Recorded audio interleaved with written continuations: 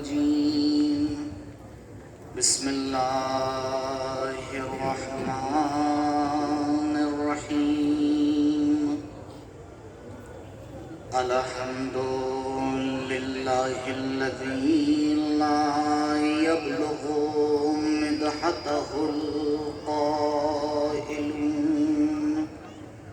ولا يحصي نعماءه العادون ولا يؤدي حقه المجتهدون فطر الخلائق بقدرته ونشر الرياح برحمته وودد بالصخور ميدان أرضه والصلاة والسلام والتحية والإكرام على النبي المصطفى والرسول المجتبى الذي دنا فتدلى فكان قاب قوسين أو أدنى هو الذي سمي في السماء بأحمد وفي الأرضين بأبي القاسم المصطفى محمد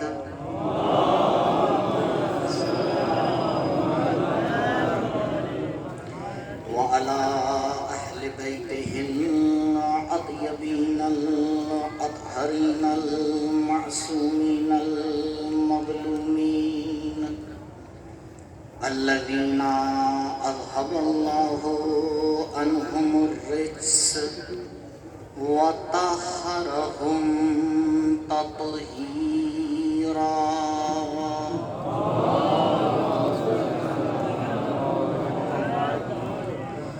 ولا سيما على ابن عمه ورسوله وخليفته ووزيره وباب مدينة علمه وكتاب صحيفة فهمه النائم في بيته وفراشه زينة المحراب والمسجد والمنبر ساق السلسبيل والتصنيم والكوثر إمام المشارق والمغارب مظهر العجائب والغرائب مطلوب كل طالب غالب كل غالب مولانا علي بن أبي طالب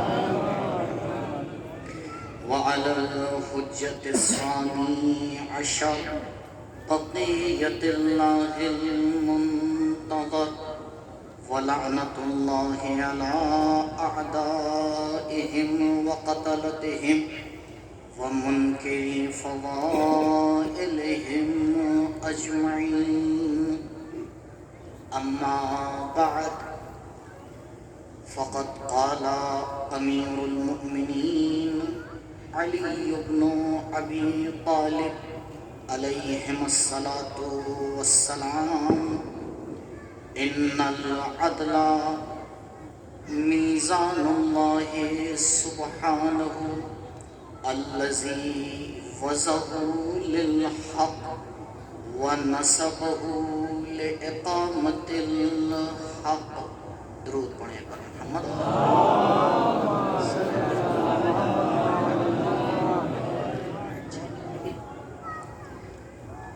نہج البلاغہ میں امیر کائنات علی ابن ابی طالب علیہ السلام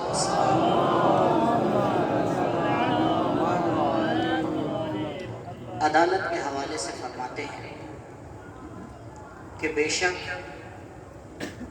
عدل پروردگار کا وہ ترازو ہے کہ جس کو اس نے حق کو قائم کرنے کے لیے نصب کیا، اور پروردگار نے اس لیے عدالت کے ترازو کو لگایا تاکہ دنیا میں ہر حقدار کو اس کا حق مل سکے۔ عدل اور مولا کائنات علیہ الصلوۃ والسلام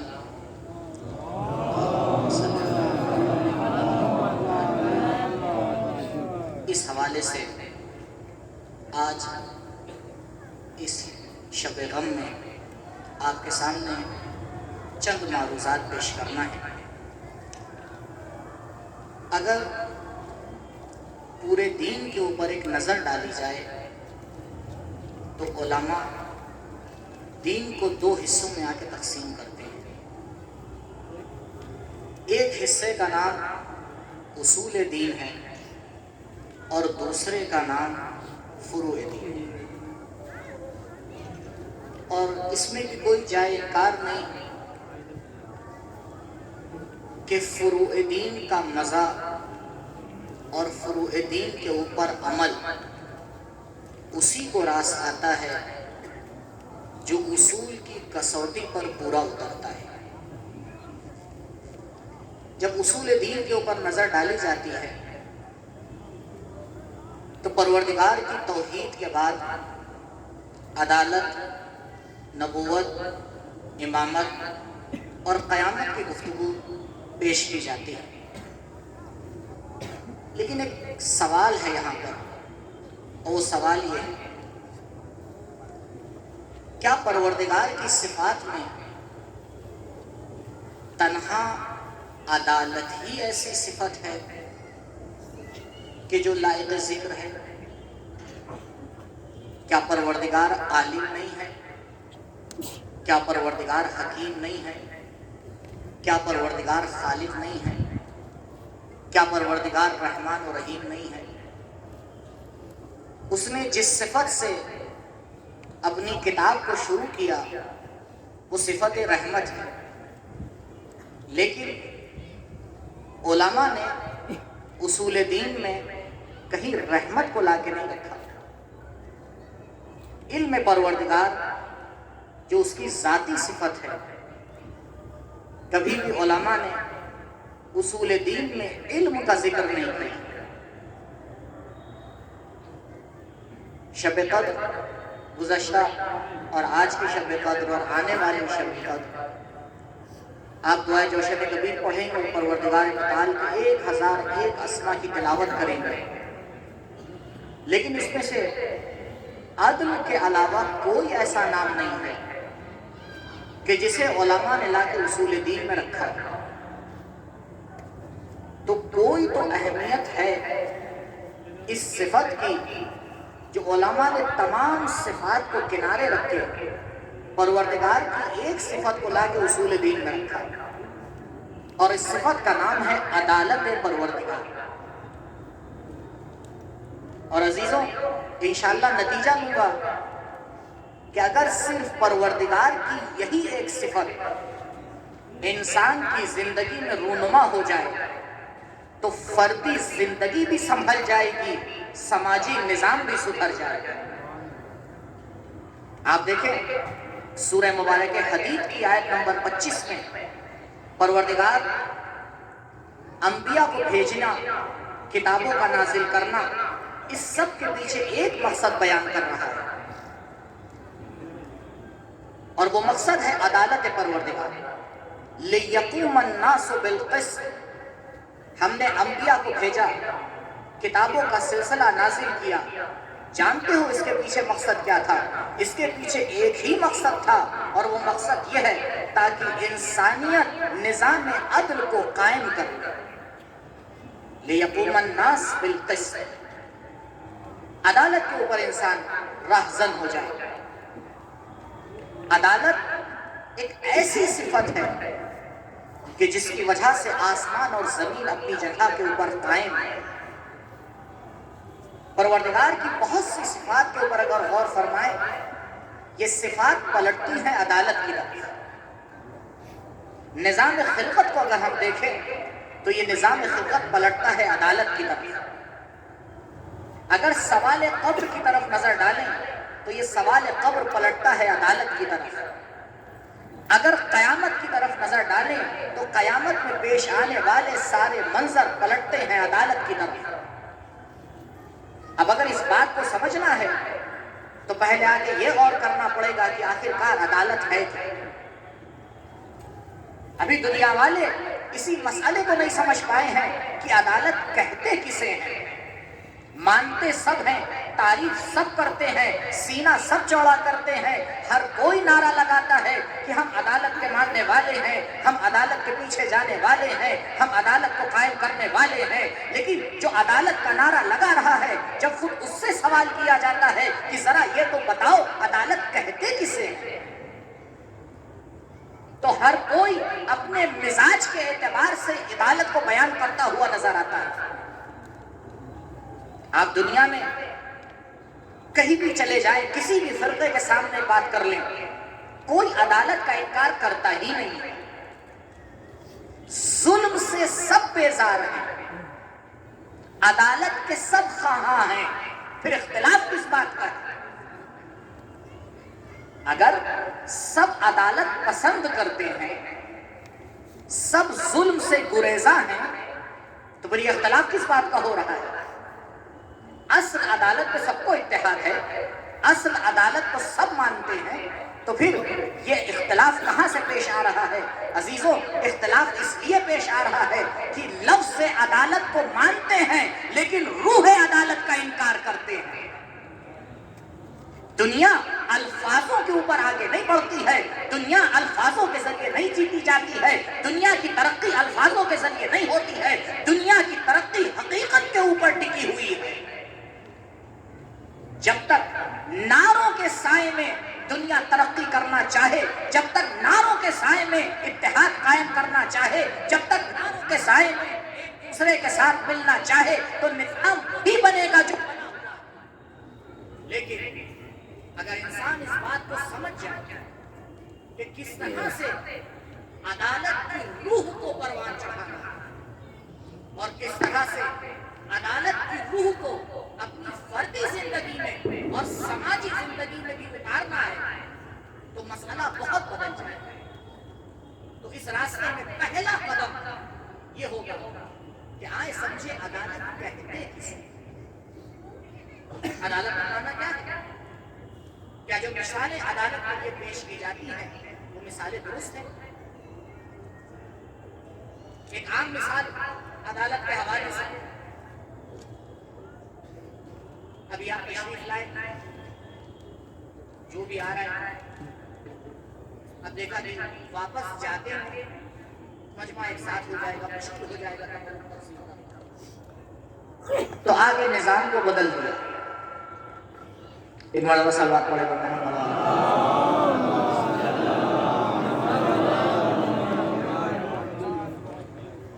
تو قبلہ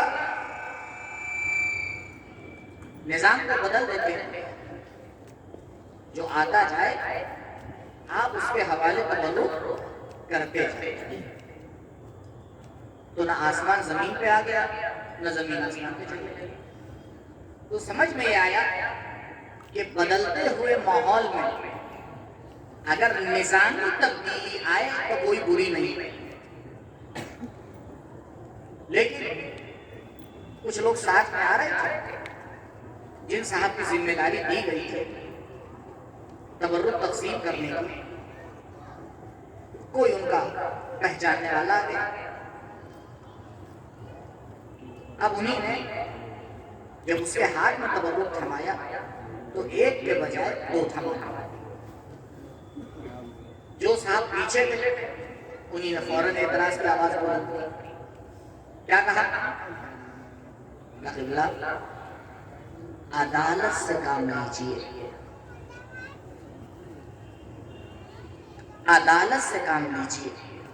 میں نے کہا کیا مطلب؟ کہتے یہ برابر سے تقسیم کیجیے. ہمارے معاشرے میں لفظ عدالت کا معنی ہو گیا ہے برابری. اگر لفظ عدالت کا ترجمہ برابری ہے تو سب سے بڑا ظالم خدا ہے، کیونکہ نہ اس نے صلاحیتیں برابر دی، نہ اس نے رنگ برابر دیا، نہ اس نے جسم برابر دیا، نہ اس نے خوبصورتی برابر دی. اس نے تو ہر ایک کو اتنا الگ خلق کر دیا کہ ایک انسان کا ڈی این اے دوسرے انسان سے میچ نہیں کرتا ہے. اتنا اختلاف کائنات میں قائم کر دیا، پھر بھی عادل کہلا رہا ہے. درود پڑھے بر محمد و آل محمد.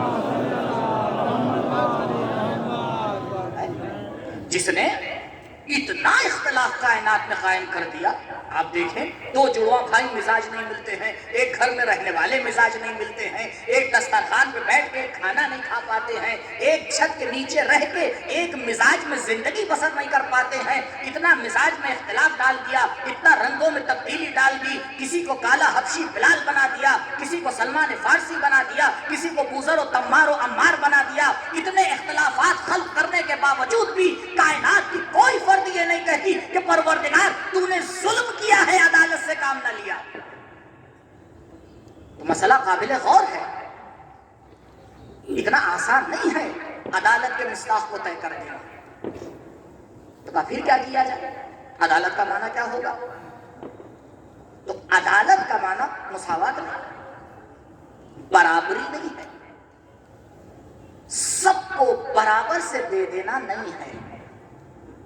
آج دیکھیں آپ، آواز یہی تو اٹھتی ہے ابھی برابر سے دیجیے. اور جب ہم مثالیں دیتے ہیں تو مثالیں بھی ایسے ہی دیتے ہیں. جس ذات مبارک کی شب شہادت ہے اس کے لیے بھی یہی مثال دیتے ہیں کہ تلوار بھی چلتی تھی تو عدالت سے چلتی تھی. بے شک تلوار عدالت سے چلتی تھی، لیکن اس معنی میں نہیں جو ہم اور آپ سمجھ رہے ہیں، بلکہ اس معنی میں جس معنی میں خدا عادل ہے. ہمارا سمجھنا اور ہے، حقیقت اور ہے. تو عدالت کا معنی کیا کیا جائے؟ دنیا کامیاب نہ ہوتی عدالت کی ڈیفینیشن بیان کرنے میں اگر اس کے در پہ نہ جا کے پوچھتے جس کے در پر ہر مشکل آسان ہو جاتی ہے. یا علی آپ ہی بتائیے عدالت کہتے کسے ہیں؟ جو پیکر عدالت ہے وہی تو بتائے گا عدالت کسے کہتے ہیں. جب سوال ہوا تو مولا نے ارشاد فرمایا العدل وضع کل شیء موضعہ. عدالت کا مطلب یہ ہے کہ جس چیز کی جو جگہ ہے اسے وہاں پر رکھ دیا جائے. عدالت کا معنی برابری نہیں ہے. عدالت کا مطلب یہ ہے کہ کائنات کی ہر شے کے مقام کو پہچانا جائے اور اس کو اسی مقام پر رکھا جائے، نہ ایک ذرہ ادھر نہ ایک ذرہ ادھر. تو کم سے کم عدالت کو جامع عمل پہنانے کے لیے دو صفات کی ضرورت ہے. دیکھیں کیا دنیا والوں میں یہ دو صفتیں ہیں؟ پہلی صفت علم. اگر علم نہ ہو تو عدالت برقرار نہیں ہو سکتی. کیوں؟ کیونکہ عدالت برقرار ہونے کے لیے یہ معلوم ہونا چاہیے کہ کس شے کا مقام کہاں پر ہے. یہی تو مسئلہ ہے. پروردگار کا لاکھ لاکھ شکر ہے کہ وہ ہمارے مانگنے کے اعتبار سے نہیں دیتا. شب قدر ہے نا، آج ہم اور آپ دعا مانگیں گے، لیکن یاد رکھیے یہ رحمت پروردگار ہے کہ ہم جو مانگتے ہیں وہ نہیں دیتا، بلکہ جس میں ہماری مصلحت ہوتی ہے وہ دیتا ہے. کہا یہی تو تمہارے مانگنے میں اور میرے دینے میں فرق ہے. تم اپنے علم سے مانگتے ہو، میں اپنے علم سے دیتا ہوں. تم اپنے علم کے اعتبار سے مانگتے ہو پروردگار یہ مل جائے، یہ مل جائے، یہ مل جائے. پروردگار اپنی حکمت کے اعتبار سے، اپنے علم کے اعتبار سے نظر کرتا ہے اے انسان اگر تجھے ابھی یہ نعمت دی جائے تو آج جو تو 2 رکعت نماز پڑھ رہا ہے اسے بھی بھول جائے گا. اگر تجھے یہ نعمت دی جائے تو آج جو تو پروردگار کے در پہ آ کے ماتھا سائی کر رہا ہے کل اسے بھی بھول جائے گا. تو یہ تو رحمت پروردگار ہے, عدالت پروردگار ہے کہ پروردگار ہماری ضرورت کے اوپر نظر ڈالتا ہے اور اس کے اعتبار سے عطا کرتا ہے. تو پہلی شرط یہ ہے عدالت کے لیے کہ علم ہونا چاہیے, پتہ ہونا چاہیے کہ کس چیز کو کہاں پہ رکھیں. انسان اپنی زندگی میں یہ طے نہیں کر پاتا کہ کس وقت اسے کیا کرنا ہے. اور دوسری شرط قدرت, طاقت. اگر صرف ہمیں پتہ چل جائے کہ عدالت کا تقاضا کیا ہے اور کس چیز کو کہاں پہ رکھنا ہے, اگر اس کو رکھنے کی طاقت نہ ہو تو آپ عدالت برقرار کر پائیں گے؟ ہمارے ملک کا ہی آپ نظام دیکھ لیجئے, نعرے کوئی کتنا بھی لگاتا رہے, پارٹی کون سی آئے گی اللہ جانے. تو ضروری نہیں ہے جو انسان کو پتا ہو, جو انسان کو چاہتا ہو وہ ہو جائے, بلکہ اس کے پورا ہونے کے لیے کچھ شرائط ہوتے ہیں, الگ شرطیں ہیں. تو دو شرطیں ہوتی ہیں عدالت کو قائم کرنے کے لیے, ایک علم ہونا چاہیے, ایک قدرت ہونا چاہیے. تو پروردگار جب اپنی خلقت کو آگے پیش کرتا ہے تو اپنے علم کے حوالے سے کرتا ہے, اپنی قدرت کے حوالے سے کرتا ہے. لہٰذا اس نے جس چیز کو جہاں پر خلق کر دیا ہے عین عدالت ہے. کہا دیکھو تم عدالت کے ذریعے سے پتہ نہیں لگا سکتے ہو پروردگار نے کیا کیا ہے, بلکہ پروردگار کے کام کو دیکھتے چلے جانا, عدالت کا پتہ لگاتے چلے جانا. اسی لیے عزیزوں عدالت ایک صفت ہے اور عدالت کے اوپر بہت سی چیزیں قائم. اب اس معنی کو آپ دیکھیں تو میں ایک وضاحت کر کے آؤں صفت کے اوپر. پروردگار خالق ہے. کیا مطلب ہے؟ خلق کرتا ہے. کیا مطلب ہے خلق کرتا ہے؟ جیسا جی چاہتا ہے خلق کر دیتا ہے. دعائے عرفہ کو جا کے دیکھیے جہاں پہ مولا فرماتے ہیں کہ پروردگار تیرا لاکھ لاکھ شکر کہ تو نے ہمیں اپنے نبی کے زمانے میں خلق کیا. یعنی پروردگار نے ہمیں جس ماحول میں جس جگہ خلق کیا ہے اس سے بہتر ممکن نہیں ہے. اگر اس سے بہتر ممکن ہوتا تو پروردگار اس کام کو کرتا, اس کام کو نہ کرتا. عدالت پروردگار کا مطلب یہ ہے. اب آپ دیکھیں خلقت پروردگار کے پیچھے کون سی صفت کام کر رہی ہے؟ عدالت پروردگار کام کر رہی ہے. رزق پروردگار کے پیچھے کون سی صفت کام کر رہی ہے؟ عدالت پروردگار کام کر رہی ہے. یہ تمام صفات پلٹتی ہیں عدالت پروردگار کی طرف. پروردگار عدالت کے اعتبار سے دیکھتا ہے, برابری کے اعتبار سے نہیں دیکھتا ہے. البتہ عین ممکن ہے کہ کہیں پہ عدالت کا نتیجہ برابری ہو جائے, وہ الگ بات ہے. یہ عدالت کا معنی ہمیشہ برابری نہیں ہے. آپ دیکھیں دین کے مسئلے میں دیکھیں پروردگار نے ہمیں اور آپ کو مکلف بنایا یا نہیں بنایا ہے؟ لیکن یہ بتائیے اگر کوئی کھڑے ہو کے نماز نہیں پڑھ سکتا تو کیا اس کے اوپر کھڑے ہو کے نماز واجب ہے؟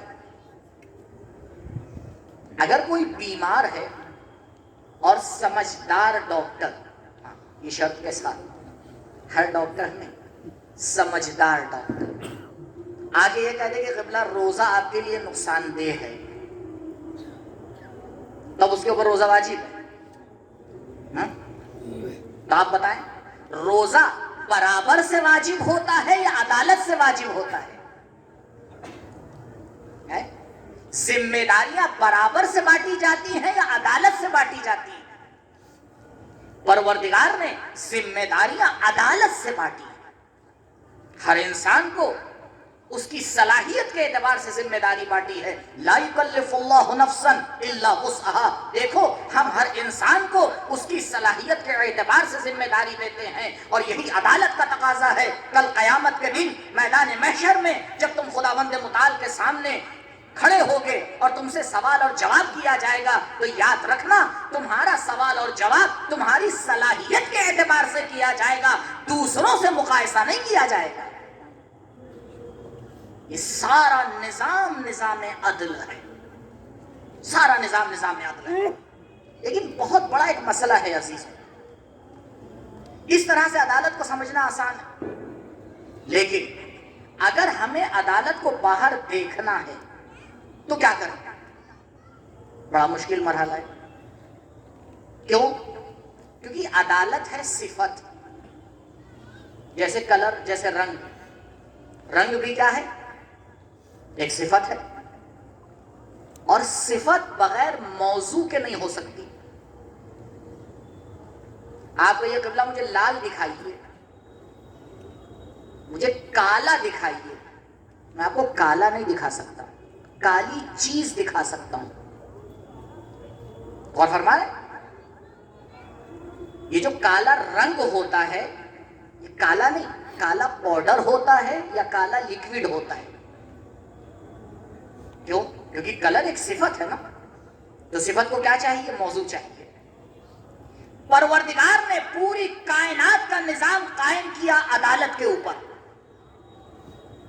اور اس کا مقصد بھی یہی ہے کہ ہر انسان عدالت کو قائم کرے. لِيَقُومَ النَّاسُ بِالْقِسْطِ. لیکن جب تک روشن مثال نہ دی جائے تب تک مسئلہ سمجھ میں نہیں آتا.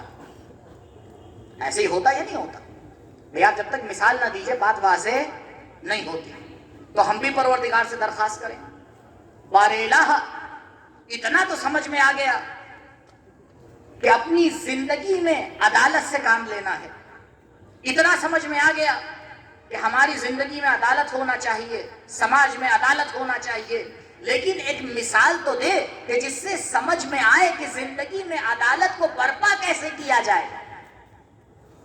کیونکہ عدالت ہے صفت، اور جب تک صفت کے لیے ایک موضوع نہ ہو وہ صفت اپنے آپ کو دکھاتی نہیں ہے.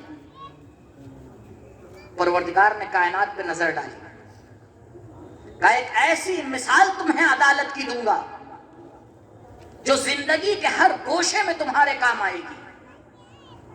نبی نے آواز دی، اے لوگوں اگر عدالت کو سمجھنا ہے تو یاد رکھنا کہ عدالت اور حق کا ایک معنی ہوا کرتا ہے. عدالت وہی ہے جو حق ہو، حق وہی ہے جو عدالت ہو. اب اگر تمہیں عدالت کو سمجھنا ہے تو تمہیں حق کی طرف جانا پڑے گا، اور اگر تمہیں حق کو سمجھنا ہے تو علی کی طرف جانا پڑے گا. علی مع الحق والحق مع علی. علی حق کے ساتھ ہیں، حق علی کے ساتھ ہے. اس کے بعد نبی نے ایک عجیب مسئلے کو لا کے روشن کیا. کہا دیکھو عدالت صفت ہے، حق صفت ہے، صفت بغیر موصوف کے ہو ہی نہیں سکتی. لہٰذا میں یہ نہیں کہہ سکتا کہ یا علی آپ ادھر جائیے گا جدھر حق اور عدالت جا رہے ہیں، بلکہ یہ عدالت اور حق کو حکم دیا جا رہا ہے کہ اے حق تو اپنا رخ ادھر موڑ دینا جدھر علی نے موڑ دیا ہو. درود پڑھے بر محمد و آل محمد. والوں سے یہی درخواست ہے، عدالت کا دامن چھوڑ دو، علی کا دامن پکڑ لو. اب اگر تمہیں عدالت قائم کرنا ہے تو گھرانہ علی کا ہونا چاہیے، کلام علی کا ہونا چاہیے، نگاہیں علی کی ہونا چاہیے، صلح علی کی ہونا چاہیے، جنگ علی کی ہونا چاہیے، زندگی علی کی ہونا چاہیے، موت علی کی ہونا چاہیے، رزم علی کا ہونا چاہیے، بزم علی کا ہونا چاہیے. درود پڑھے بر محمد و آل محمد. آؤ ایک انسان خدا نے خلق کیا ہے جو پے کرے عدالت نہیں بلکہ عدالت اس کے اشارے پہ چلا کرتی ہے. اب تمہیں اس کے اشارے پہ چلنا پڑے گا. اگر علی روک دے تو کسی کو پڑھنے کا حق نہیں ہے، اگر علی بڑھا دے تو کسی کو رکنے کا حق نہیں ہے، اگر علی بٹھا دے تو کھڑے ہونے کا حق نہیں ہے، اگر علی کھڑا کر دے تو بیٹھنے کا حق نہیں ہے، اگر علی صلح کر لے تو جنگ کا حق نہیں ہے، اگر علی جنگ کرے تو صلح کا حق نہیں ہے. عدالت کا مطلب یہ ہے کہ عدالت کو دیکھنا ہے، ایک بار اس انسان کی زندگی کا مطالعہ کرو. تم اپنی نجی زندگی میں عدالت نہیں کر پاتے.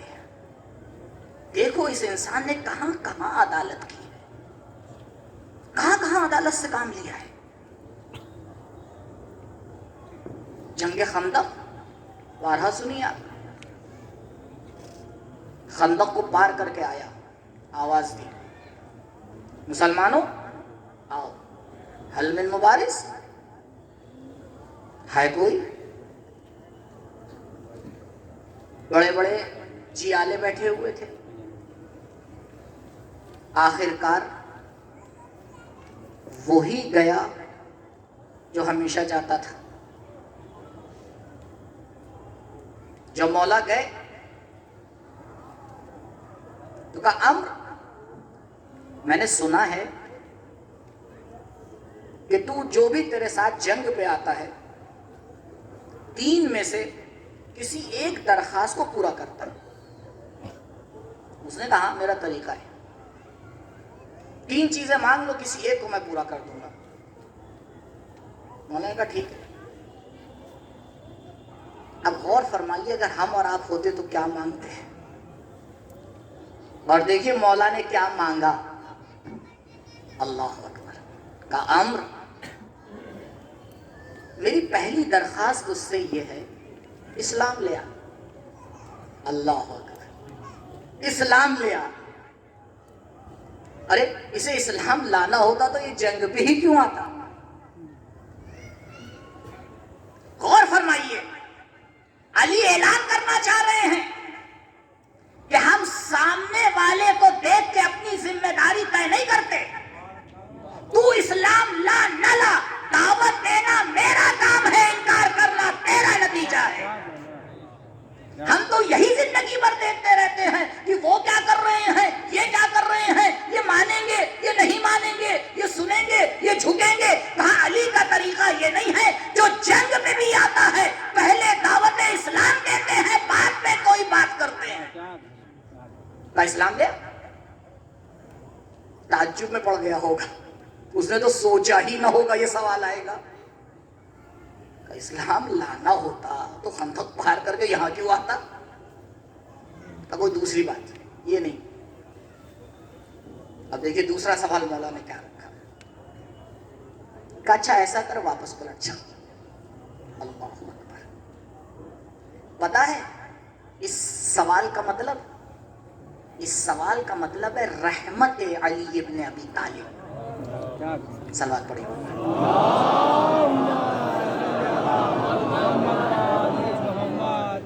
کون اپنے دشمن سے کہتا ہے پلٹ جا. علی کو تو پتا ہے بیکار میں مارا جائے گا, پلٹ جا. جواب کیا دیا اس نے غور فرمائیے. کہنے لگا اگر پلٹوں گا تو وہ جو پیچھے خواتین بیٹھی ہیں ان کو کیا جواب دوں گا. اس سے بھی ایک نتیجہ نکل رہا ہے کہ ہمارے سماج میں بہت سے کام عدالت پہ مبنی نہیں ہوتے, دکھاوے پہ مبنی ہوتے ہیں. یعنی امر جیسا انسان بھی دکھاوے میں جان دے رہا ہے. ارے قبلہ تو اب تو سمجھ جائیے علی وار زندگی بسر کرنا ہے, امر کی طرح نہیں آگے بڑھنا ہے. اور وہ کیا کہیں گے, فلاں کیا کہیں گے, انہیں نے سن لیا تو کیا ہوگا. سب ہم معاشرے کے حالات ہیں. میں کچھ اور تھوڑی پڑھ رہا ہوں, آپ کے سامنے جنگی تو پڑھ رہا ہوں. یہی خیبر, یہ ہے خیبر, یہ ہے خندق. کہا نہیں یہ بھی تو یہ نہیں مان سکتا بھائی, یہ تو بڑا مشکل ہے. مولانا نے کہا ٹھیک ہے آخری سوال اس کو مان لے. کہا کیا ہے. اب اس سوال سے پہلے میں آپ سے ایک سوال پوچھتا ہوں. پورا واقعہ آپ کے پیش نظر ہے, تکرار مقررات نہیں کرنا ہے.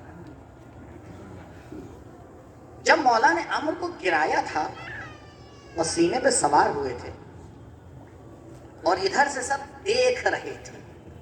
دیکھنے والے بہت مل جائیں گے آپ کو, کرنے والے بہت کم ہوتے. یہاں جو مجمع دیکھ رہا تھا اس نے عجیب منظر دیکھا کہ مولا عمر کے سینے پہ سے ہٹ گئے. کبھی سوچا آپ نے کہ جب مولا ہٹے تو وہ کھڑا کیوں نہیں ہوا. بھئی وہ بھی تو جنگجو تھا, نامی جنگور تھا, اکیلے اکیلے پورے لشکر کو سنبھال لیتا تھا. اس کو تو ایک سیکنڈ بھی چھوڑنا غلطی تھی. نہ کہ مولا اس کے سینے پہ سے ہٹ گئے, دور تک آ گئے, ایک بار چکر لگایا پھر واپس گئے. کیوں نہیں ہوتا, کبھی غور نہیں کیا. اب غور کریے کیوں ایسا. کا تیسرا سوال, مولا نے کہا میں پیدل ہوں, سواری نہیں, میں گھوڑے پہ سوار ہو کے نہیں آیا ہوں, ایسے ہی آ گیا ہوں تجھ سے لڑنے. تو گھوڑے پہ سوار ہے، عدالت کا تقاضا یہ ہے تو بھی نیچے اترا، تو بھی نیچے اترا۔ ابھی آپ سوچیں گے یہ کیا سوال رکھ دیا مولانا، کہاں اسلام کی دعوت، کہاں پلٹنے کی بات، کہاں نیچے اترنا، تو بہت چھوٹی سی بات ہے۔ نہیں، اس نے کہا یہ تو میں مان لوں گا۔ بس جیسے ہی ارادہ کیا گھوڑے سے اترا، اور اترنے کے بعد اس نے پہلا کام کیا، تلوار نکالی، گھوڑے کے چاروں پیر کو قلم کر دیا۔ کیوں؟ یہ بتانے کے لیے کہ میں بھاگنے والوں میں سے نہیں ہوں،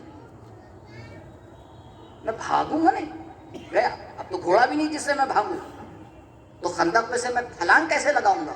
بھاگنا نہیں، لڑنا ہے۔ جنگ شروع، ادھر مظہر صفات پروردگار، ادھر مظہر کفر۔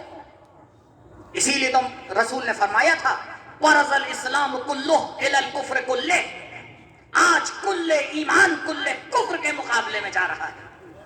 اسی لیے فرمایا تھا کیونکہ ایک ایک کام کے اندر اسلام چمک رہا تھا۔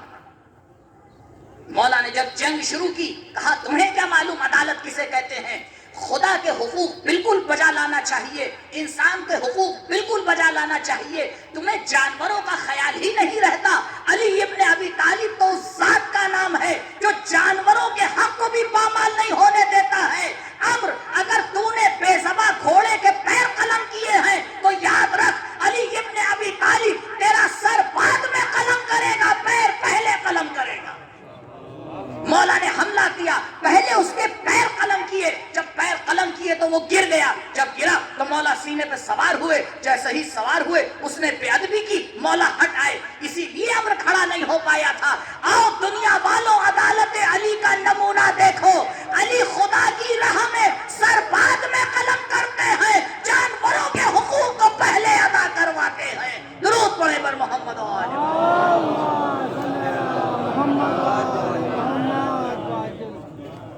جو ایسا مظہر عدل ہو، جو اس طرح سے عدالت کو قائم کرتا ہو۔ آپ دیکھیں، ایک پیغام دینا چاہ رہا ہوں مسلمانوں کو، اور انشاءاللہ یہ پیغام پہنچے گا۔ اتحاد اہم مسئلہ ہے، لیکن سوال یہ ہے کہ اتحاد ہو تو کس مرکز پر؟ کاش ہو جاتے مسلمان بھی ایک۔ ابھی ناظم محترم جناب اقبال کا یہ شعر پڑھ رہے تھے، کعبہ بھی ایک، کتاب بھی ایک، ہر چیز ایک۔ کیا مسئلہ ہے؟ آپ دیکھیں، ایک دعوت فکر دینا چاہ رہا ہوں۔ مجھے بتائیں، مسلمانوں کے اہم خلفاء 4، 3 پر اختلاف ہے، 1 پر اتحاد ہے۔ اب کوئی پہلا مانے کوئی چوتھا مانے، لیکن مانتے تو سب ہیں، ٹھیک؟ لیکن مسئلہ اور آگے بڑھے، میری سمجھ میں نہیں آ رہا ہے آج 21 رمضان کو جو مجلس ہو رہی ہے تو یہاں سے وہاں تک کا مجمع سب شیعہ کیوں نظر آ رہے ہیں؟ رسول اس دنیا سے گئے، مسلمانوں کو اختلاف یا نہیں؟ آپ بتائیں، جو کائنات کا اشرف مخلوق ہے اس کی وفات پہ مسلمانوں کو تاریخ میں اختلاف ہے یا نہیں؟ ہے، سب مانتے ہیں۔ ایک فرقہ کچھ کہہ رہا ہے، دوسرا فرقہ کچھ کہہ رہا ہے۔ ولادت میں بھی اختلاف ہے، ایک فرقہ کچھ کہہ رہا ہے، دوسرا فرقہ کچھ کہہ رہا ہے۔ حقیقت میں تو کوئی ایک ہی تاریخ صحیح ہوگی، ہے؟ لیکن ایسے ہی پروردگار نے علی کو مظہر عدالت نہیں بنا دیا، کہا دیکھو یہ ایسی ذات ہے نہ جس کی ولادت میں اختلاف ہوگا، نہ جس کی شہادت میں اختلاف ہوگا، نہ ولادت کے مکان میں اختلاف ہوگا، نہ شہادت کے مکان میں اختلاف ہوگا۔ مسلمانوں اگر اختلاف کو ختم کرنا چاہتے ہو تو کم سے کم علی کی ولادت اور شہادت ہی صحیح سے منا لو۔ یہ اختلافی مسئلہ نہیں ہے، یہ تم بھی مانتے ہو ہم بھی مانتے ہیں۔ درود پڑھے بر محمد و آل محمد۔ علی صرف شیعوں کے خلیفہ نہیں ہیں، علی مسلمانوں کے خلیفہ ہیں۔ علی وہ انسان ہے جس کی بیعت کے لیے تمام مسلمانوں نے علی کے گھر کے اوپر ہجوم لگایا ہے، آ کے درخواست کی ہے۔ علی نے خلافت کو مانگا نہیں ہے، خلافت دین کا کٹورا لے کے علی کے در پہ آئی ہے۔ آؤ، اگر تمہیں واقعاً ان امت مسلمہ کا درد ہے تو آؤ اس کے دروازے پہ آؤ، جس کے دروازے پہ سارے بزرگ بھی گئے۔ ایسی سعادت بابرکت، لیکن کیا کیا جائے؟ نام علی تو زبان پر بہت آیا، لیکن کام علی آنکھوں میں نہ آیا۔ یہ ہماری اور آپ کی پہلی ذمہ داری ہے۔ عزیزوں، محبت کے کچھ تقاضے ہوتے ہیں۔ محبت کا پہلا تقاضا ہوتا ہے عاشق کا معشوق کے رنگ میں رچ جانا۔ آپ دنیاوی اور مجازی محبتیں دیکھیے، کیا ہوتا ہے؟ چاہنے والے کی پوری کوشش یہ ہوتی ہے کہ گفتگو کا انداز ویسا ہو جائے جیسا انہیں پسند، دیکھنے کا انداز ویسا ہو جائے جیسا انہیں پسند، لباس ویسا ہو جائے جیسا انہیں پسند، چال ویسی ہو جائے جیسی انہیں پسند، ڈھال ویسی ہو جائے جیسی انہیں پسند۔ اب زندگی کی ہر کروٹ اسی کاوش میں گزر رہی ہے کہ کسی طرح سے اپنے پورے وجود کو اپنے معشوق کے محبت میں اور اس کے عشق میں آ کے ڈھال دیا جائے۔ اب کیا کر رہے ہیں انسان؟ کہا قبلہ آپ کو کیا پسند ہے؟ کہا میری پسند نہیں، ان کی پوچھیے۔ آپ کہاں جانا چاہتے ہیں؟ ہم سے نہیں، ان سے پوچھیے۔ آپ کیا پہننا چاہتے ہیں؟ ہم سے نہیں، ان سے پوچھیے۔ یہ تو مجازی اور جھوٹی محبتوں میں ہوتا ہے، اور اگر کہیں حقیقی محبت آ جائے، اگر کہیں سامنے والی ہستی مظہر صفات پروردگار ہو اور انسان یہ دعویٰ کر لے کہ میرے دل میں، میرے قلب میں، میرے وجود میں اس کی محبت رچ اور بس گئی ہے، تو یہ کیسے ممکن ہے کہ ہماری نگاہ اور ہو، علی کی نگاہ اور ہو، ہماری چاہت اور ہو، علی کی چاہت اور ہو، ہمارے کام اور ہو، علی کے کام اور ہو؟ نہیں عزیزوں، اسی لیے کہا گیا ہے کہ مولا میزان الاعمال ہے، دیکھتے جانا علی کے کام تمہارے لیے سرنامہ کلام ہے، علی کی تلوار تمہارے لیے حجت ہے، علی کی رفتار تمہارے لیے حجت ہے، علی کا کردار تمہارے لیے حجت ہے، علی کا گفتار تمہارے لیے حجت ہے۔ تمہاری زندگی کا مقصد ایک ہونا چاہیے، گفتار ہو تو علوی ہو، کردار ہو تو علوی ہو، رفتار ہو تو علوی ہو۔ اگر اس پر تم نے کام کر لیا، فرد بھی سدھر جائے گا، معاشرہ بھی سنور جائے گا۔ درود پڑھے بر محمد و آلہ۔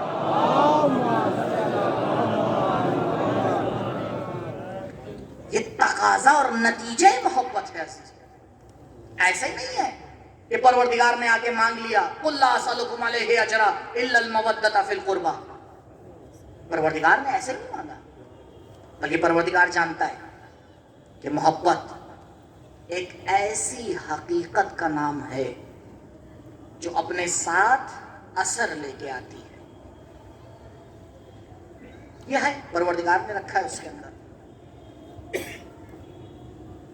کہا دل میں بسا لو،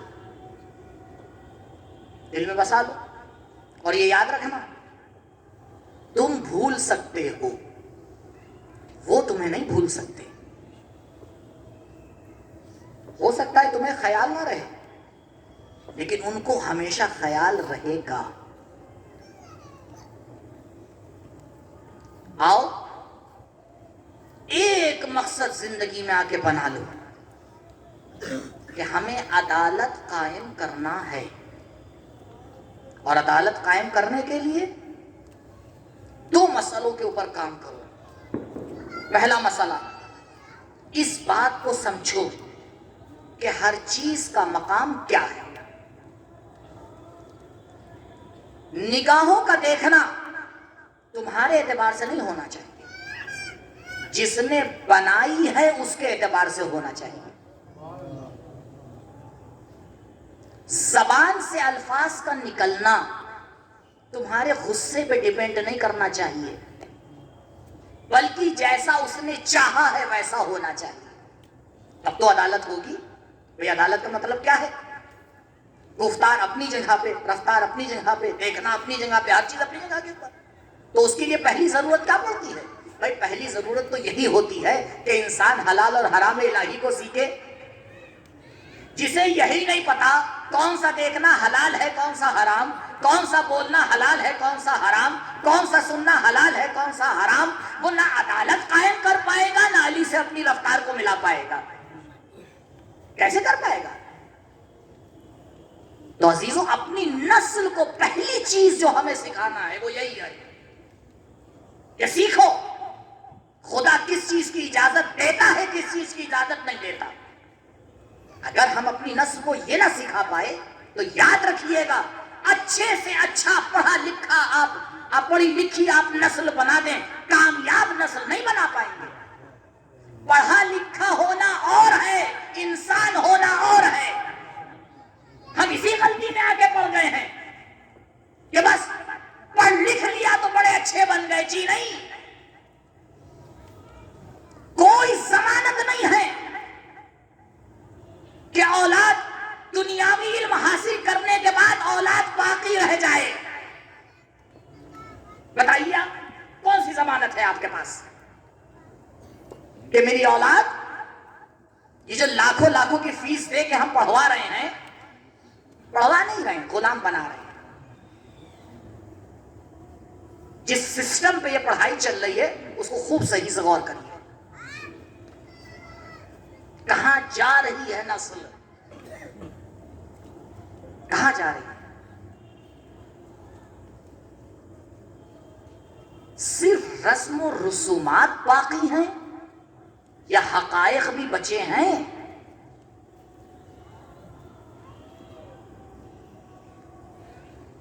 علم دنیا حاصل کرنے کے بعد اگر اولاد کو یہی نہیں معلوم کہ واجب کیا ہے اور حرام کیا ہے، صحیح کیا ہے اور غلط کیا ہے. ہم قبلہ تو میں تو بارہا ایک جملہ کہتا ہوں، خدا کے واسطے تجارت ہی کر لیجئے. اسی لیے اپنی اولاد کو دیندار بنا دیجئے کہ مرنے کے بعد کم سے قبر کے اوپر کسی کو لے کے نہ آئے قرآن پڑھوانے کے لیے، خود بیٹھ کے چند پارے قرآن تو پڑھ سکے.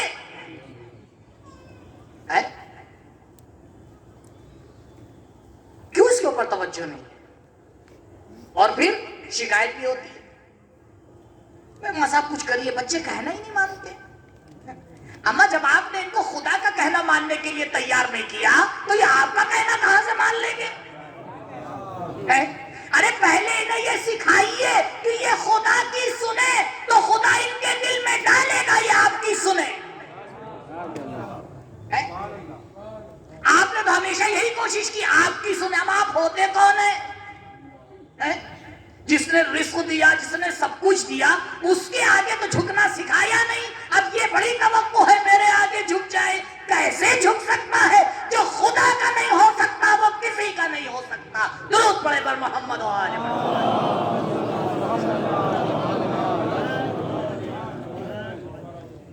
تو پہلا تقاضا یہ ہے کہ زندگی عادلانہ ہونا چاہیے، اور عادلانہ زندگی کے لیے فارمولے بعد میں سکھائیے، دین کے اصول پہلے سکھائیے. اور اس کے لیے محنت کیجئے، اس کے لیے خرچ کیجئے، اس کے لیے وقت دیجئے. کہنے سے نہیں ہونے والا، نظام بدلنا پڑے گا. جب تک والدین کے اندر یہ درد نہ آئے، جتنا درد ان کے اندر دنیاوی پڑھائی کے لیے ہے، جب تک اتنا درد بلکہ اس سے زیادہ دین سیکھنے کے لیے نہ آئے، نہ معاشرے کے حالات بدلنے والے ہیں نہ معاملات سدھرنے والے ہیں. ممکن نہیں ہے، یہ ممکن نہیں ہے. آپ سنت الہی کو نہیں بدل سکتے، آپ نہیں بدل سکتے. لا تبدیل لسنت اللہ، لا تبدیل لتحویل اللہ. پروردگار کی سنت میں کوئی تبدیلی نہیں ہے. ہمیں اپنے آپ کو سنت میں اتارنا ہوگا. ہمارے اور آپ کے کہنے سے آگ سے سردی نہیں نکلنے والی ہے، برف سے گرمی نہیں ہونے والی ہے. یہ نظام پروردگار ہے جو اس نے قائم کیا ہے. کامیاب وہ ہوتا ہے جو اپنے آپ کو نظام الہی میں ڈھالتا ہے. جو لوگ نظام الہی سے آگے ٹکراتے ہیں وہ دریائے نیل میں غرق ہو جاتے ہیں، اور جو نظام الہی کے اعتبار سے چلتے ہیں کامیاب ہوتے ہیں. اگر ضربی نیزوں پہ ہوتے ہیں تو ہمیشہ استقلال کی آواز دیتے ہیں، کامیابی کا نعرہ پڑھتے ہیں. یہ ضرورت ہے کہ ہم سمجھے کس طرح سے عدالت کو قائم کرنا ہے. آج کی رات اور یہ شبوں کی راتیں، سب سے پہلے جب دعا کے لیے ہاتھ اٹھائیے تو کہیے میرے محبوب وہ زندگی کا طریقہ سکھا دے جو میرے مولا کی زندگی کا تھا. زیارت عاشورہ میں یہی تو جملہ ہم اور آپ پڑھتے ہیں، اللہم اجعل محیای محیا محمد و آل محمد و مماتی مماتا محمد و آل محمد. صلوات پڑھے پر محمد. پروردگار ہماری زندگی کو محمد اور آل محمد کی زندگی کی طرح بنا دے، ہمارے مرنے کو ویسا بنا دے جیسی موت تجھے پسند ہے. اور اس کام کو پورا کرنے کے لیے ان ہستیوں نے کیا نہیں کیا. عدالت علی تو اتنی مشہور ہوئی کہ مسیحی رائٹر جورج جرداق الصوت العدالت الانسانیہ اپنی کتاب میں لکھتا ہے کہ علی کے قتل ہونے کی کوئی وجہ نہیں تھی سوائے ایک وجہ کی. صرف ایک وجہ تھی جو علی کو قتل کر دیا گیا. مسیحی ہے، دسیوں بار نہج البلاغہ کا مطالعہ کیا ہے. ایک جملہ ہے اس کی کتاب میں، کہتا ہے یا علی اگر میں آپ کو مسیح کہوں تو میرا دین مجھے اجازت نہیں دیتا، اور میں اگر آپ کو انسان کہوں تو میرا ایمان اجازت نہیں دیتا. آپ سوچیں جو صرف علی کے کلام کو پڑھ کے ایسا علی شناس بن گیا ہو جس کے سامنے 14 علی کی سیرت ہو، اس قوم کو کیا بن جانا چاہیے؟ اس قوم کو کہاں ہونا چاہیے؟ ایک جملہ کہتا ہے جو جملہ قتل علی فی محراب المسجد لشدت عدلہ. علی کو مسجد کی محراب میں اس لیے شہید کیا گیا کیونکہ علی شدت سے عدالت کے طرفدار تھے. یہ اس کا نتیجہ ہے اور صحیح نتیجہ ہے، صحیح نتیجہ ہے. ابھی تو صرف عدالت کی کچھ چیزیں آپ کے سامنے رونما ہو پائی، وقت ختم ہو گیا. بے شک علی کو معلوم تھا کہ یہ دنیا علی کے ساتھ کیا کرے گی، لیکن دنیا والوں کی وجہ سے کبھی بھی علی نے اپنی سیرت کو نہ بدلا. کہا مسلمانوں تم اختلاف نہ کرو، علی پیچھے ہٹ جائیں گے. آج تک مسلمان یہ نہیں سمجھ پاتا کہ اگر اتنی تاکیدات تھیں، اگر غدیر تھا، اگر سب کچھ تھا تو مولا آگے کیوں نہیں بڑھے. مولا اس لیے آگے نہیں بڑھے کیونکہ جانتے تھے اگر آگے بڑھیں گے تو جہالہ میں صرف اختلاف ہوگا اور کچھ نہیں ہوگا. آپ سوچیں جس اختلاف سے بچنے کے لیے علی جیسی ذات نے اپنے مسلم حق کو آگے کنارے رکھ دیا. ہم اس اختلاف سے بچنے کے لیے ذرا سی اپنی مرضی کے خلاف کام نہیں کرنے کو تیار ہوتے. اگر غلطی سے منہ سے کوئی جملہ نکل گیا تو بس نکل گیا، اب یہی ہونا ہے. اور دعویٰ کس بات کا ہے؟ علی والے ہیں. اللہ اکبر. آج کی رات آئیے ذرا کوفے چلیں. تصور کیجئے آج کوفے کا آسمان کچھ بدلا ہوا نظر آ رہا ہے.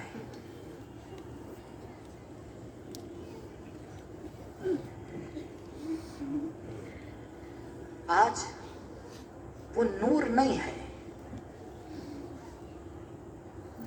آج جب غور کر رہے ہیں تو آسمان رنگین ہے. خون کے رنگ میں لپٹا ہوا ہے آسمان. کیوں؟ کیونکہ ایک گھر کے اندر کچھ بیویاں سسک سسک کے رو رہی ہیں. ایک جملہ کہوں گا، بی بی زینب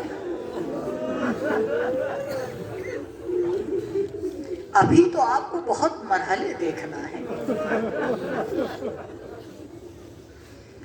ابھی تو آپ علی کی شہادت کو دیکھ رہی ہیں. ابھی تو آپ نے فرق شکافتہ دیکھا ہے. زیادہ نہیں، بس 20 سال صبر کیجئے.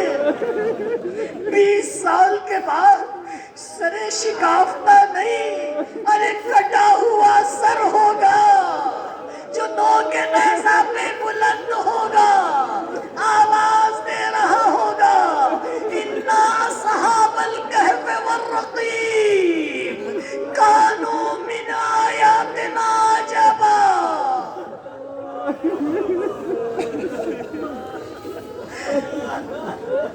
جناب ساسا آتے ہیں، اجازت مانگتے ہیں، علی سے ملنا ہے. اجازت نہیں ملتی. علی کہتے ہیں جا کے کہہ دو تم نیک انسان ہو، تم نے بڑی محنت کی ہے اپنی زندگی میں، لیکن اس وقت میری حالت ایسی نہیں ہے کہ میں کسی سے ملاقات کروں. طبیب کو بلایا جاتا ہے. طبیب آتا ہے، مولا کے جسم کو دیکھتا ہے، سر کے شکاف کو دیکھتا ہے، امتحان کرتا ہے. امتحان کرنے کے بعد ایک جملہ کہتا ہے، مولا وصیت کر دیجیے. اللہ علماء فرماتے ہیں ایک مرتبہ متوجہ ہوتا ہے شہزادوں کی طرف کہ حسن و حسین جتنا ممکن ہے علی کو دودھ پلا دو، شاید زہر کا اثر کم ہو جائے. میں نے عرض کیا، علماء فرماتے ایک مرتبہ یہ آواز کوفے میں گونجی، علی کو طبیب نے دودھ کے لیے کہا ہے. چھوٹے چھوٹے بچے اپنے ہاتھ میں دودھ کا کوزہ لے کے در علی پہ آ گئے. بس ہاتھ جوڑ کے کہوں گا، اے بچوں تم کہاں ہوگے جب کربلا میں علی ایک علی کو اپنی گود میں لے کر آواز دے گا، اے فوج اشقیاء، اگر حسین نے خطا کی ہے تو اس بچے کی خطا کیا ہے؟ جزاکم ربکم خیر الجزا. ہاں زادارو، آپ تصور کیجئے کس طرح سے علی کا جنازہ اٹھا ہے. تاریخ لکھتی ہے، ارے علی خلیفۃ المسلمین تھے، علی زمانے کے رہبر تھے، علی امیر المومنین تھے. ہونا تو یہ چاہیے تھا کہ جب علی کا جنازہ اٹھے تو کوفے کی ہر فرد موجود ہو.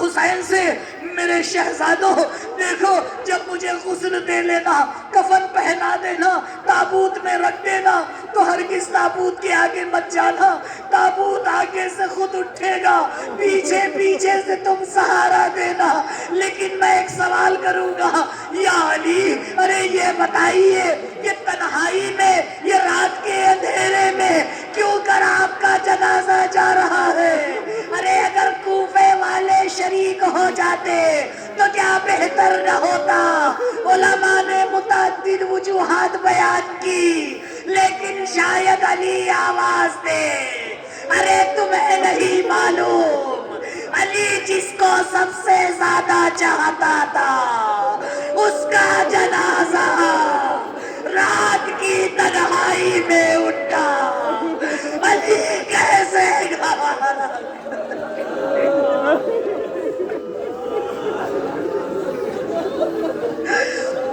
علی کیسے گوارا کرے ارے کل علی فاطمہ کو کیا منہ دکھائے گا زہرا اگر آپ کا جنازہ رات کی تاریکی میں اٹھا ہے علی کا جنازہ بھی رات کی تاریکی میں اٹھے گا لو عزادارو سورج گہن کر گیا آفتاب غروب کر گیا علی جیسے انسان کو سپرد لحد کر دیا جناب ساسا آگے بڑھے ایک ہاتھ اپنے دل پر رکھا ایک علی کی قبر پر رکھا مٹی اٹھائی اپنے سر پہ ڈالی نوحہ پڑھا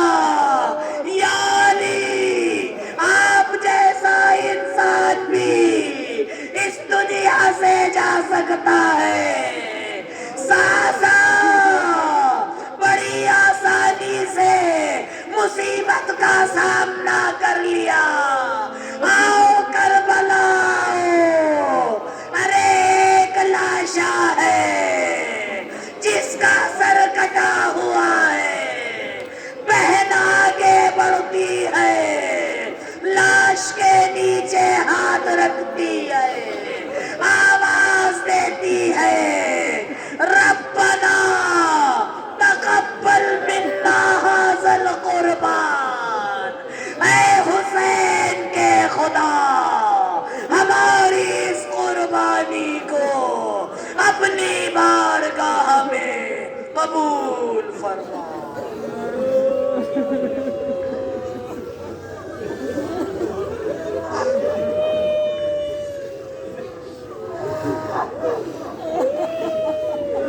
الا لعنۃ اللہ علی القوم الظالمین سيعلم الذين ظلموا أي منقلب ينقلبون إنا لله وإنا إليه راجعون رضا بقضائه وتسليما لأمره لا معبود سواك يا غياث المستغيثين ماتم حسین